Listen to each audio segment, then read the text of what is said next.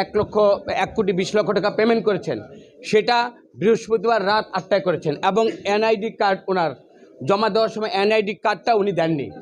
এবং বাংলাদেশ ব্যাংকের থেকে যে সিআইবি ক্লিয়ার পেয়েছে, ওইখানেও আমরা যতটুকু আমাদের নিজস্ব তদন্ত আমরা দেখেছি, ওইখানেও উনি এনআইডি কার্ডটা হাইড করেছেন।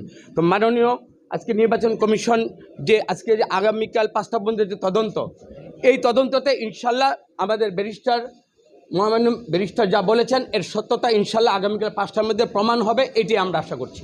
আপনারা কি ওই স্বতন্ত্র প্রার্থীর না ওনারা যা বলছে তা তো না। শুনেন, আমি যে পরিশোধ করার পরে তাকে দিতে হবে, তাই তারা বলেছেন সর্বোচ্চ আদালতের আদেশটা কালকে দেওয়ার জন্য, এইখানে আমরা জাজমেন্ট দেওয়ার জন্য।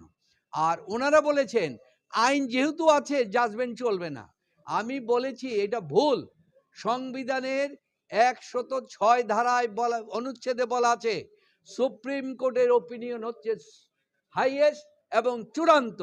সুপ্রিম কোর্ট যখন কোনো রায় দিবে তখন সেই আইনটাও বাতিল বলে গণ্য হবে। সুতরাং আগামীকালকে আমরা রায়ের কপি দেব। ধন্যবাদ।